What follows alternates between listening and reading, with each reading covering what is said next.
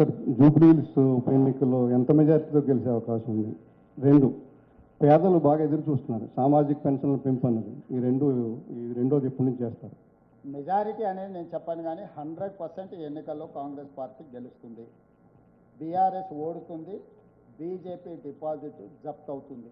నేను ఇప్పుడు కూడా చెప్తున్న కిషన్ రెడ్డి గారికి, నీకు డిపాజిట్ రాదు, నీ దోస్తు ఈ ఎన్నికల్లో ఓడిపోతాడు. మీరు ఎన్ని గూడు పుటానాలు చేసినా ఇదే ఫలితం 14 నాడు సాయంత్రం చూద్దాం. అమర్ గారు, అజిత్ అడగండి. సీఎం గారు, ఈరోజు జూబ్లీ హిల్స్కి సంబంధించి ఎలక్షన్ ప్రచారం జరుగుతుంది. మీరు అన్నారు, ఎన్నో విమర్శలు చేశారు ప్రతిపక్షం మీద. కానీ ప్రచారం చూస్తే జూబ్లీ హిల్స్ పేరుకే జూబ్లీ హిల్స్, కానీ అన్నీ కూడా బస్తీలే. ఎక్కడ ఈ బస్తీలకు సంబంధించి కానీ నియోజకవర్గానికి సంబంధించి కానీ సమగ్ర ప్రణాళిక ఎక్కడా కూడా మీ ప్రచారాల్లో రావట్లేదు. కేవలం ఒకళ్ళ మీద ఒకళ్ళు విమర్శలు, వ్యక్తిగత దాడులు తప్పితే జనానికి సంబంధించి ఎక్కడ సమగ్ర ప్రణాళికను ఎందుకు ప్రకటించట్లేదు? జనాలకు సంబంధించిన సమగ్ర ప్రణాళిక 3 మంత్రులను ఇన్ఛార్జ్ చేసి 4 నెలల నుంచి దాదాపుగా 400 నుంచి 500 కోట్ల రూపాయలు రోడ్లకు, డ్రైనేజీకి, ఇండ్ల మీద వెళ్తున్న హైటెన్షన్ తీగల తొలగింపుకు, చెత్త తొలగింపుకి, రోడ్ల వైడనింగ్కి పూర్తి స్థాయిలో 3 నెలల నుంచి ప్రణాళికలు రచించి మున్సిపల్ మంత్రిగా 500 కోట్ల రూపాయలు నిధులు మంజూరు చేసి పనులు కొనసాగుతున్నాయి. అదే జూబ్లీ హిల్స్లో 14,170 కొత్త రేషన్ కార్డులు ఇచ్చిన, మొత్తానికి 61,000 రేషన్ కార్డులు జూబ్లీ హిల్స్లో ఉన్నాయి. 2,39,000 మంది సన్న బియ్యం లబ్ధి పొందుతున్నారు. 25,000 ఇళ్ళు, 200 యూనిట్లు ఉచిత కరెంటు పొందుతున్నారు. ఇట్లా ప్రతి 25,000 పైచీలకు ఇళ్లకు 500 రూపాయలకు సిలిండర్ వస్తున్నది. ఎందుకంటే ఇక్కడ వ్యవసాయ రైతు రుణ మాఫీలు కానీ ఇట్లాంటివి అర్బన్లో ఉండవు కాబట్టి, అందుకే చెప్పిన 400 ఇండ్లు, 4,000 ఇందిరమ్మ ఇండ్లు మీకు మంజూరు చేస్తా, మీకు ఎన్నికలు కాగానే అందుబాటులోకి తీసుకొస్తా అని చెప్పిన.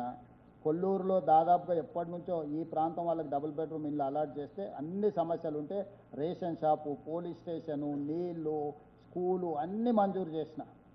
సో ఇవన్నీ చెప్పడానికి అవకాశం రాకుండా 10 సంవత్సరాలు అధికారం చెలాయించిన వాళ్ళు, 12వ సంవత్సరం అధికారంలో కొనసాగుతున్న వాళ్ళు ఇద్దరు ఏకమై మా మీద ముప్పేట దాడి చేస్తున్నారు.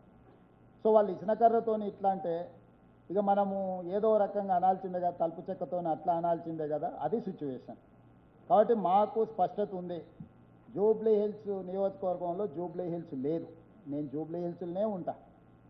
బస్తీలన్నీ ఉండే జూబ్లీ హిల్స్ వచ్చి ఖైరతాబాద్ ఉంది. దాని పేరుకే జూబ్లీ హిల్స్, కానీ మైసూర్ బోండాలో ఎట్లా మైసూర్ లేదో జూబ్లీ హిల్స్లో జూబ్లీ హిల్స్ లేదు.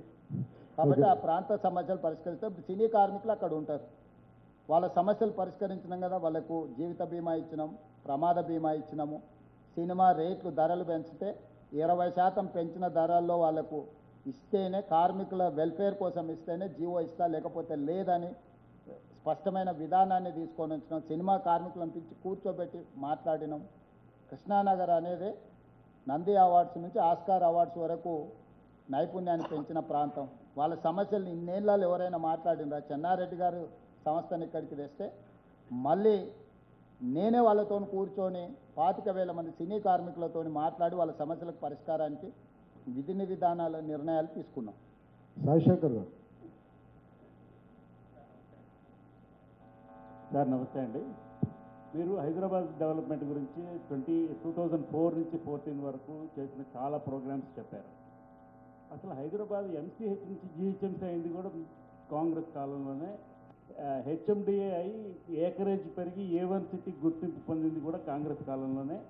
అండ్ యుఎస్ ప్రెసిడెంట్ని తీసుకొచ్చి ఇక్కడ కాన్సులేట్ ఇప్పించింది కాంగ్రెస్ కాలంలోనే. ఈ గ్రోత్ ఇంజన్స్ మీరు ఎందుకు మర్చిపోతున్నారని?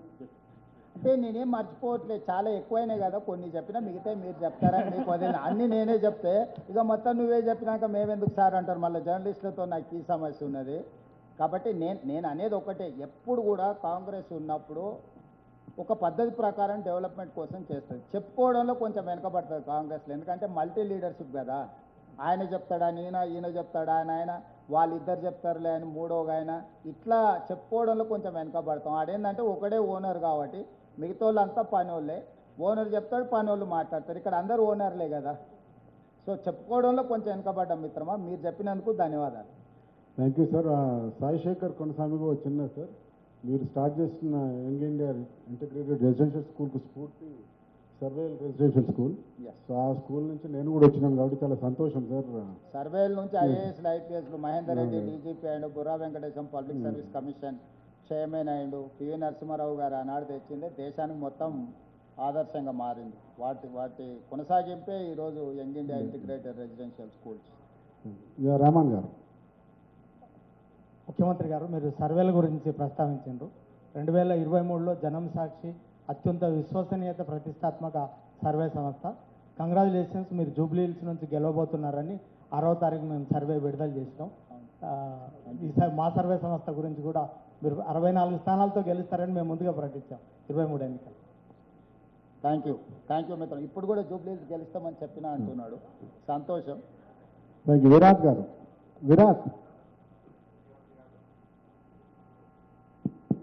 ముఖ్యమంత్రి గారు, ఇందాక మీరు చెప్పిన అభివృద్ధి అంశాలు ఓకే, బట్ ఇప్పుడు జరుగుతున్న ఈ ప్రచారంలో ముఖ్యంగా బీఆర్ఎస్ నేతల నోట వస్తున్న మాట ఏంటంటే, ఈ ఎన్నిక ఒక సీటు ఓడినా గెలిచినా మాకు నష్టమే లేదు, ఒకవేళ వచ్చినా మేము అధికారాన్ని కూడా చేపట్టేది లేదు, కానీ మేము గెలిచి తెలంగాణ ప్రజల్లో కోట్లాది ప్రజల్లో ఉన్నటువంటి వ్యతిరేకతను ఇక్కడ నుండి సంకేతం పంపబోతున్నామనేది అంటున్నారు.